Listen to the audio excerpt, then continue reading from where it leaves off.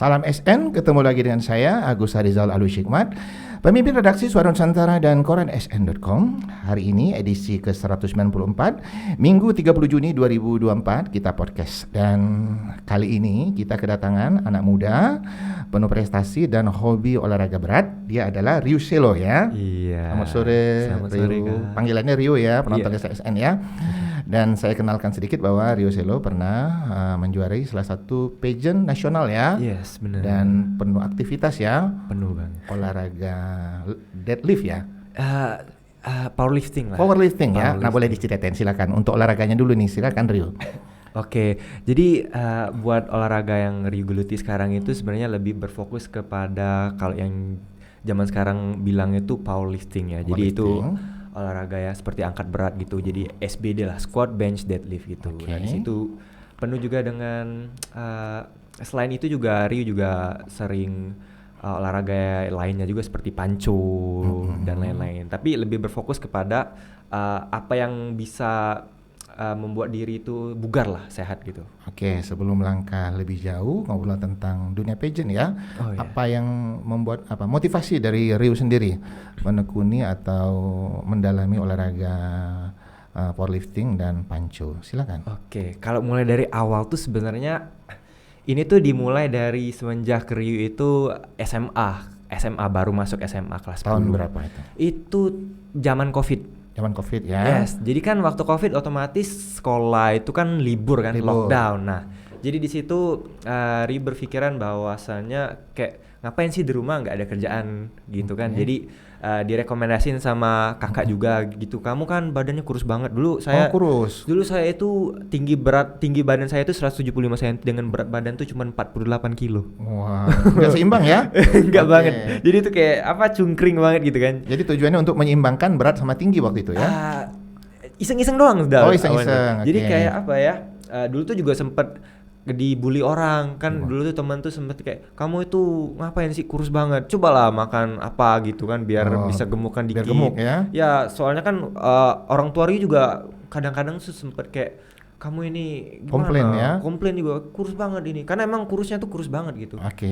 Ada fotonya nanti bisa Oke ya, dan penonton juga SN nanti ditunjukin ya fotonya ya? yes, benar-benar. Oke, lanjut. Nah, jadi juga waktu itu kayak sempat Covid. Nah, disitulah kesempatan Ryu buat iseng-iseng nge-gym. Dari awalnya tuh cuman iseng-iseng doang. Jadi kayak cuman push up dari YouTube, lihat tutorialnya gimana cara bentuk badan yang ideal gitu. Sampai akhirnya itu struggle-nya juga ampun deh pokoknya. Mati-matian juga Oke. dari yang karena kita kan nggak biasa dulu kan. Jadi kayak sempat olahraga terus muntah. Oke. Olahraga muntah lagi. Tapi itu juga tidak menghentikan Ryu dalam mencapai goals Ryu gitu kan. Oke. Jadi kayak dari situ belajar dari kesalahan lah. Jadi Oke. mulai dari yang nggak ngerti, awal kan dulu nggak ngerti, jadi kayak main doang gitu, asal main aja. Sampai akhirnya ketemu cara main yang pas, program yang pas. Dari awal yang memang kurus, kemudian berkembang lah, jadi kayak sedikit demi sedikit mulai kelihatan tuh dari tangan Oke, juga. mulai berotot ya? Mulai berotot lah dikit-dikit gitu. Berat badan juga menunjukkan kayak skalanya tuh naik-naik terus. Progres yang bagus ya. Yes, bener. Nah dari situlah Dan mulai keren ya? mulai keren, mulai confident pakai baju gitu. Mulai confident ya? Yes, dan juga nah waktu masuk sekolahnya itu kelas 10 ke kelas 12. Itu semester 2 akhir. Itu semua teman-teman pada terkejut itu. Wah, Sekolahnya di mana terakhir? Ignatius Global School, Oke. IGS. Oke, dan sempat kuliah di Poltekpar, Poltekpar. Palembang. Udah selesai ya? Belum, baru masuk semester 2. Oke, lanjut tentang olahraga tadi. Oh ya, nah dari olahraga itulah yang kayak membangun diri Ryu yang kemarin itu nggak tahu tujuan Ryu ke arah mana, sempet pelong juga mau ngapain nih gitu, nggak tahu tujuan hidup lah gitu kan, sampai akhirnya nemuin jati diri Ryu sendiri gitu dari olahraga ini. Nah dari situlah mulai berkembang. Awal tuh cuman kalau istilahnya orang bilang zaman sekarang ini bodybuilding gitu kan, cuman bentuk badan aja. Nah sampai akhirnya ketemu juga dengan circle yang pas seperti yang sekarang ada itu Bango Tribe. Nah disitulah mulai kemudian berubah cara mainnya dari bodybuilding ke powerlifting dan lain-lain, mulai menekuni dunia powerlifting itu tersendiri. Dan juga itu yang membuat Ryu menjadi lebih aware lagi terhadap ilmu pengetahuan akan dunia fitness ini. Oke, tentang powerlifting, ternyata Rio dan kawan-kawan punya klub sendiri ya? Iya, komunitas sendiri. Apa namanya? Itu namanya Bango Tribe. Oke, bisa diceritain membentuk komunitas itu, silakan. Nah, jadi sempet abis SMA itu kan ceritanya ini Rio tuh gap year. Dari SMA gap year 1 tahun. Nah, disitulah mulai membentuk kayak di Gym Bangau. Oke. Di Gym Bangau itu kebetulan ada tuh sama teman-teman juga di situ yang memang passion dan hobinya itu sama kan, nge-gym bareng dengan hobi yang sama, Hobi tujuan yang yang sama sama ya. juga. Jadi di situ juga kayak kami itu mulai lama di situ kan, kayak 2 bulan, 3 bulan, 4 bulan ketemu, tapi kok kita cuman nge-gym aja gitu kan, kayak happy bareng. Kenapa nggak, kita kan sering ngumpul bareng, kenapa nggak kita bikin aja tuh kayak komunitas gini yang memang bisa buat wadahnya masyarakat bisa aware lagi terhadap pola hidup sehat zaman sekarang gitu kan. Jadi mulai iseng tuh dibuatlah namanya Bango Tribe itu. Oke, anggotanya berapa orang itu Rio? Pada saat itu mungkin bisa dihitung pakai jari ya, mungkin kurang lebih sekitar 10 orang lah. Sekarang udah lebih dari 100 lah. Oh, 100? Yes, benar. Banyak sekali ya. Dan Bango Tribe pernah muncul di koran SN ya? Yes, benar. Bango Tribe. Kemudian cara membagi waktu antara kan dunia gym yang ditekuni oleh Rio kan lumayan berat ya, menguras energi tentunya ya. Pasti. Menguras energi, dan bagaimana waktu kuliah?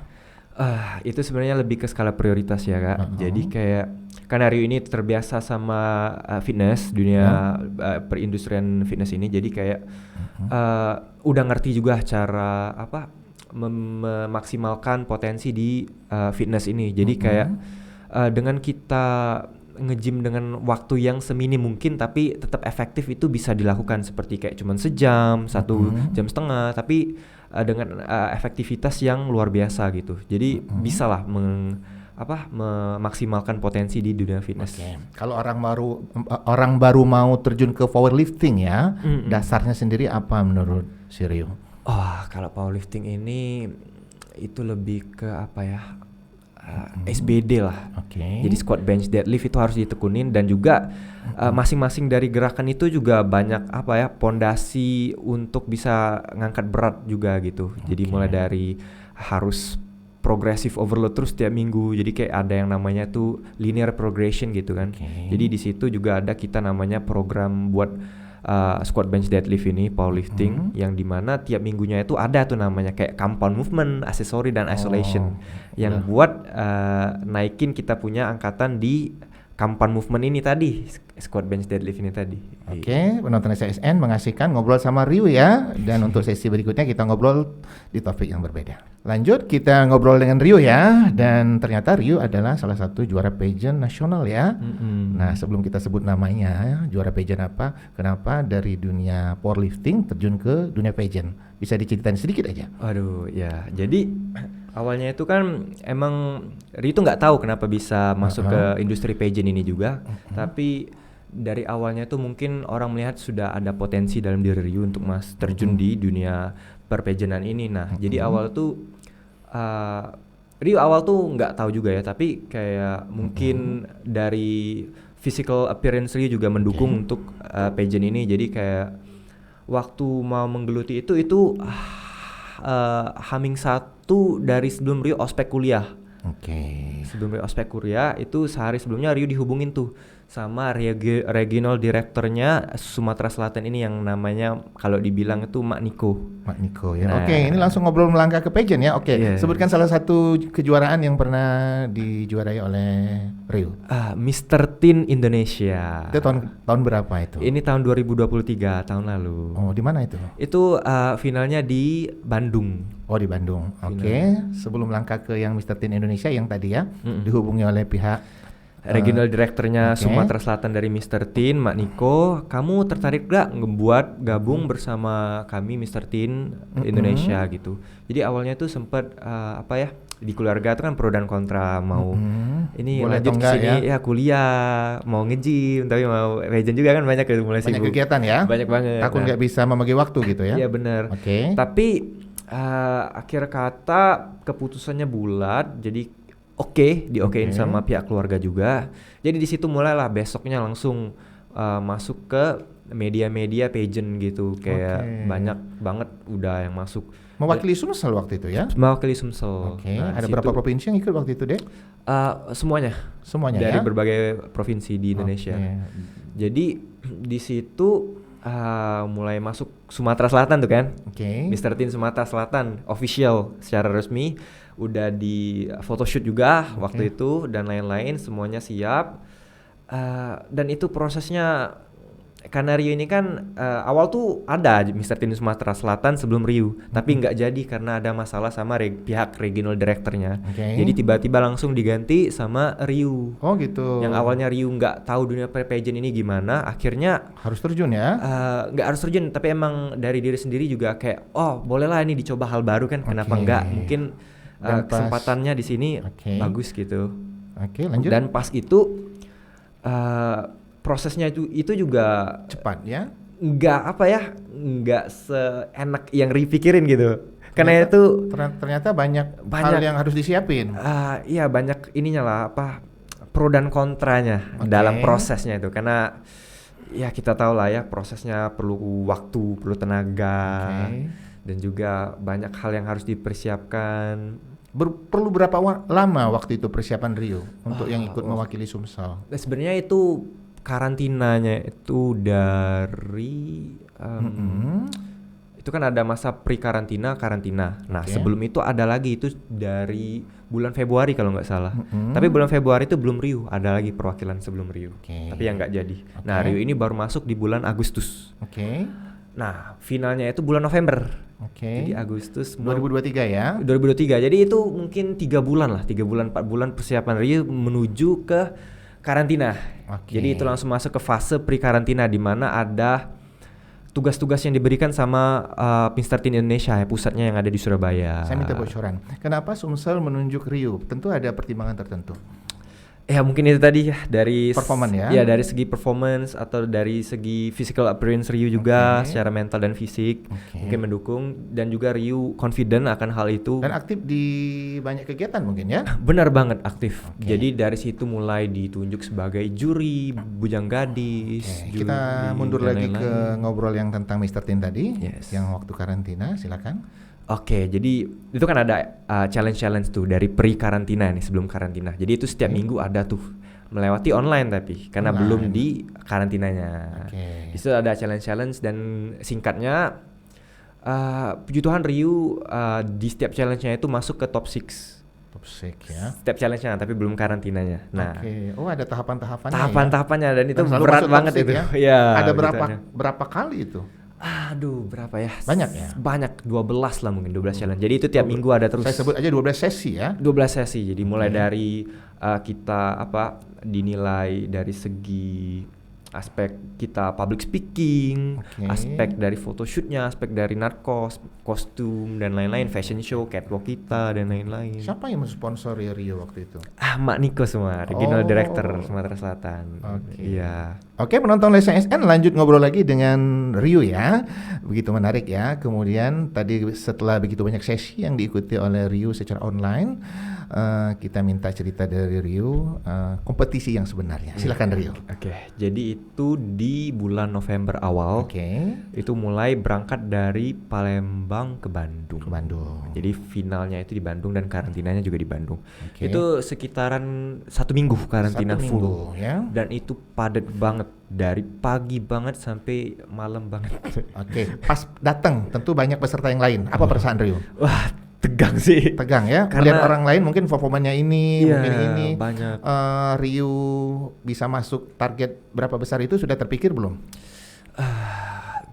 Belum sih, karena Belum ya. karena juga saingannya itu berat-berat banget sih, dari Oke. DKI Jakarta, Oke. dari Bali kan itu. Oke. Badannya juga bagus-bagus banget. Keren-keren ya. Oke, lanjut lagi cerita tentang yang di Bandung. Nah, oke, jadi itu waktu day one karantina itu banyak sekali aktivitas yang dimana ada sesi public speaking buat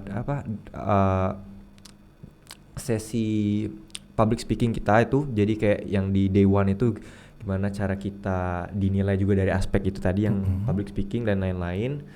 Dan itu itu kayak ngalir aja sih Ngalir sebenarnya. aja ya. Ngalir aja, jadi kayak dari day one itu yang memang Rio ingat itu padat banget pokoknya, sampai yang dimana kita tuh nggak, Dari pagi jam berapa boleh cerita? dari jam 6 Jam 6 sampai finish kegiatan jam 2 subuh. jam 2 subuh. Jam 2 subuh. Kurang tidur ya? Masih sempat nge-gym nggak waktu kegiatan?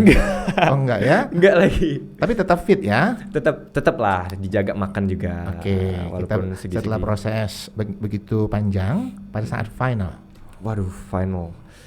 Apa ya, perasaan campur aduk pokoknya di situ ya? Karena juga kita kan mewakili Sumatera Selatan kan, itu bukan main-main kan. Iyalah, jadi provinsi besar ya. Jadi bebannya itu luar biasa, tanggungan. Jadi kayak satu sisi mikiri keluarga, aduh gimana nih kalau apa-apa kan, mikiri regional director yang udah sponsori banyak hal, mulai dari baju, kostum. Begitu banyak cost yang keluar ya? Yes, banyak banget cost yang keluar. Jadi dan boleh disebut juga, sekarang saatnya merebut juara keberapa nih Rio? Itu udah masuk apa ya, top 10. Top 10 ya? Nah pada saat masuk top 10 apa perasaan Rio? Happy sih sebenarnya, tapi ya? masih deg-degan karena kan di sesi yang mulai masuk top 6 itu udah mulai apa ya, kayak public speaking di depan orang banyak gitu kan. Itu kan media masuk ke media-media di Surabaya, di Bandung dan lain-lain. Dan mulai ini ya dipertandingkan ya dan dipertaruhkan ya. Yes, benar. Jadi di situ puji Tuhannya masuk ke top 6. Nah, di top 6 itulah mulai speech diplomatik. Diplomatic speech pada saat itu, dan di mana Mr. Teen Indonesia ini mempunyai sebuah advokasi. Jadi advokasinya itu yang namanya Yes Care. Apa itu, boleh Yes dijelaskan? Care itu Youth Education, Entrepreneurship sama Social. Jadi di situ dirangkup semuanya jadi satu, tentang kepemudaan juga ada, pendidikan, tentang entrepreneurship sama sosial. Jadi kehidupan seorang pemuda di mana mereka harus menginspirasi anak-anak muda lainnya yang ada di masyarakat Gen Z ini, dimana zaman sekarang kan udah pada apa ya, aruk-arukan lah zaman sekarang pemudanya. Jadi di situ apa pertanyaan untuk Rio waktu itu, waktu finalnya? Rio itu masih ingat mengadvokasikan sebuah Yes Care itu tersendiri untuk speech Rio. Nah di situ, dan entah kenapa Rio juga terkejut ya, dan Rio kayak bersyukur banget Rio masuk ke top 3 pada saat itu. Masuk top 3? Masuk top 3. Nah, provinsi mana aja yang masuk waktu itu? DKI. DKI, terus Bengkulu ya. Bengkulu sama Palembang, Sumatera Selatan. Terpikir nggak waktu itu? Enggak juga sih. Oh enggak ya, mengalir aja ya? Mengalir aja, jadi kayak waduh, kayak bersyukur banget bisa masuk top 3 gitu kan, padahal yang lain-lainnya itu udah apa ya? Bagus ya. Bagus banget, mulai dari Jogja kan keren-keren, Bali. Mana mereka fasih bahasa Inggrisnya jago banget kan. Dan Rio waktu itu menjawab pertanyaan dengan bahasa apa? Yang top 6 itu pakai bahasa Inggris. Dan top 3 itu pakai bahasa Indonesia. Kita kembali ke Sumatera Selatan. Fungsi Rio sebagai Mr. Teen Indonesia untuk Provinsi Sumatera Selatan. Wah, pada saat menjabat sebagai Mr. Teen Sumatera Selatan 2023 tentu jadi salah satu tantangan yang baru buat Rio kan. Karena Rio juga baru terjun dunia pageant, jadi mulai dari saat itu Rio belajar bagaimana caranya untuk menginspirasi banyak anak-anak muda yang ada di Sumatera Selatan ini dulu. Jadi mulai dari cara Rio membawa diri Rio, cara Rio bisa menginfluence orang-orang di sekitar Rio, bisa mengajak menjadi inspirasi lah. Jadi inspirasi. Jadi bisa mengajak orang-orang di sekitar Rio menjalankan advokasi dulu. Rio itu healthy lifestyle. Healthy lifestyle ya. Jadi advokasi yang Rio bawakan itu sama dengan advokasinya Bango Tribe itu tadi sebut. Nah, jadi Rio membawakan Bango Tribe sebagai platform Rio dalam menjalankan jabatan Rio sebagai Mr. Teen Sumatera Selatan ini. Jadi dan Rio makin banyak penggemar juga pasti ya. Tentu, waktu itu Rio juga nggak tahu ya. Jadi waktu itu Instagram Rio followersnya itu cuman berapa, 1000-an. Sekarang menjadi berapa? Sebelum jadi top 3 Mr. Teen ini, waktu jabat jadi Sumatera Selatan Mr. Teen itu udah 3.000. Oh, ada 3.000. 3.000 terus naik ya. Karena di atas 10.000 sekarang ya. Iya. Waduh. Dan banyak menginspirasi anak muda Sumatera Selatan ya. Penonton Lesa SN makin mengasihkan ngobrol dengan Rio ya. Oke Rio, kita ngobrol tentang Mr. Teen Indonesia lagi ya. Setelah menjadi juara 3 Mr. Teen Indonesia, apa kegiatan Rio di Sumsel? Di Sumsel ini banyak banget sih. Banyak. Boleh diceritakan diantaranya kalau banyak nih. Mulai dari apa ya? jadi juri, jadi guest star di sebuah acara, dan kemarin sempat masuk Pal TV juga. Jadi guest starnya, dan juga sebenarnya ini lebih banyak ke luar kotanya. Jadi di luar Sumsel. Banyak bermain di Pulau Jawa. Karena kan Mr. Teen Indonesia ini berpusat di Surabaya. Jadi banyak juga acara-acara yang mengharuskan Rio buat keluar kota. Jadi sebulan itu bisa 2-3 kali. 1 bulan. 2-3 kali ya. Dan kemarin sudah sempet ke Jogja, ke Bandung lagi, ke Bali. Full kegiatan ya untuk seorang Rio ya. Dan kemudian setelah menjadi juara 3, infonya mau dikirim ke luar negeri. Yes, go internasional. Itu ke ajang Mr. Tourism World 2024. Target Rio di sana apa? Wah, saat ini top 5 lah. Top 5 ya. Dan tadi ngobrol di belakang layar, sudah banyak persiapan ya yang dipersiapkan Rio ya? Yes, mulai dari dari physical appearance Rio tentunya, dari kostum-kostum Rio juga, dari baju, dan juga persiapan public speaking Rio gimana nanti bisa speech dengan bagus lah nanti pada saat finalnya Mr. Tourism World. Support keluarga untuk kegiatan Rio yang begitu banyak apa? Tentunya full support lah dari keluarga, karena orang tua kan tentunya pasti bangga kan. Yang dulunya itu sempat meragukan kan, yang awal-awalnya sempat ada pro dan kontra itu tadi yang sebelum menjabat. Ternyata positif banget, dan juga mereka mendukung penuh juga dari mulai dari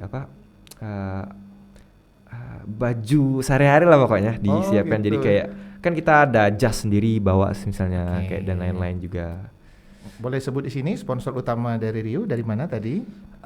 Itu dari Mr. Teen Indonesia, tapi juga ada kolaborasi sama industri pendidikan, lembaga pendidikan yang ada di Surabaya, Platinum Skill, yang sudah bekerja sama dengan sertifikasi BNSP dan Quality Indonesia.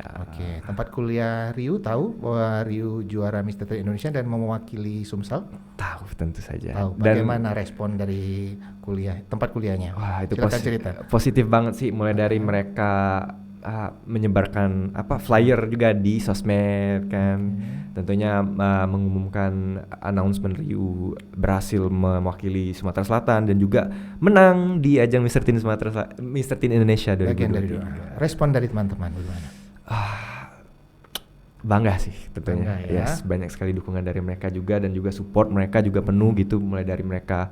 Kan itu kan di Mr. Teen Indonesia kemarin kan sempat ada challenge voting gitu kan. Voting, jadi teman-teman sempat voting itu banyak banget sih, mereka mengeluarkan bantu vote, mereka meluangkan pulsanya ya. Uang mereka juga gitu. Mengeluarkan uang juga, mereka kan vote itu kan bayar. Bayar ya? Bayar vote-nya.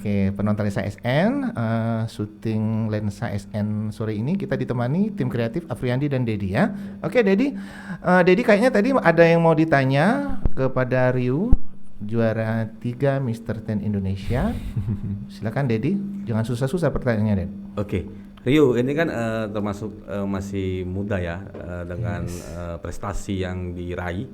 Bagaimana sikap Rio dalam pergaulan sehari-hari mungkin ya, terkait lifestyle yang saat ini kita tahu kan, anak-anak muda sekarang banyak angkringan, nongkrong, begadang. Nah, gimana untuk menghindari itu, dan tips-tipsnya bagi para remaja saat ini biar hidup pola sehat gitu.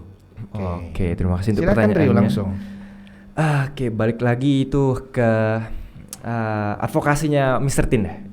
Care. Cocok ini ya, lanjut. Silakan. Jadi untuk masyarakat zaman sekarang Gen Z lah ya, terutama suka mabuk-mabukan, dunia mereka ngerokok dan lain-lain. Tentunya menjadi bad habits lah buat mereka. Mungkin sekarang nggak terasa dampaknya, tapi di masa yang akan datang baru mulai terasa. Dan inilah dimana kita sebagai remaja itu diperlukan awareness, dan juga kita harus menyikapinya dengan baik, terutama dari kita harus menjaga pola hidup kita, karena dengan kita makan yang bagus itu bisa berefek loh ke depannya nanti.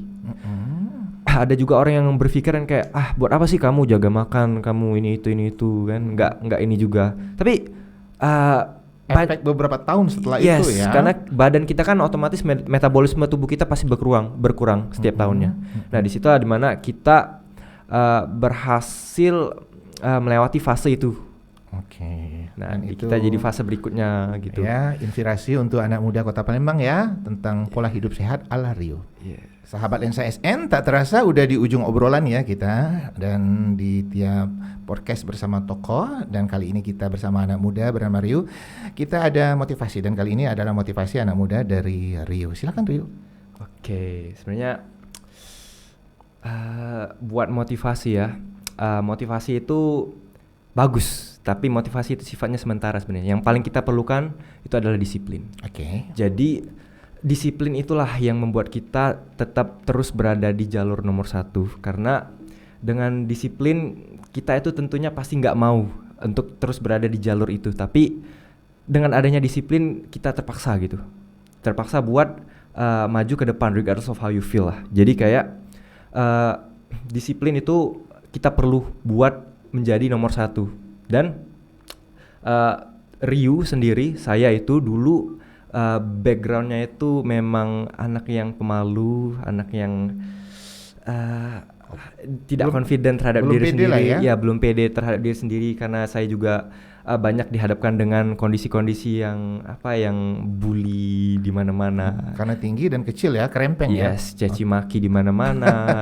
Dan sekarang jadi pede banget ya. Iya, pede banget karena itu tadi, karena disiplin itu tadi. Jadi saya itu pun mulai workout, mulai nge-gym itu bukan mudah gitu kan. Kita kan struggling dari awal gimana cara bentuk badan dari kurus krempeng bisa menjadi sekarang ideal, berotot. Dan itu butuh pengorbanan waktu, tenaga dan lain-lain untuk bisa mencapai ini. Tapi ingatlah, kayak usaha itu tidak mengkhianati hasil lah pasti. Karena dengan kita berusaha semaksimal mungkin, tidak peduli apa kata orang gitu, tetap berada di jalur yang tepat dengan disiplin tadi, semuanya akan terwujud dengan sempurna. Oke. Keep humble, be creative with the consistency and persistence. Oke, terima kasih Rio. Itu motivasi dari Rio ya, anak muda. Dan penonton Lensa SN, kita udah di ujung obrolan podcast ya. Jangan lupa untuk like, comment, share, dan subscribe kanal YouTube Lensa SN agar informasi menarik dari kanal YouTube ini tetap tersebar merata di bumi Sumatera Selatan. Demikian dari saya, salam SN, salam kompak selalu.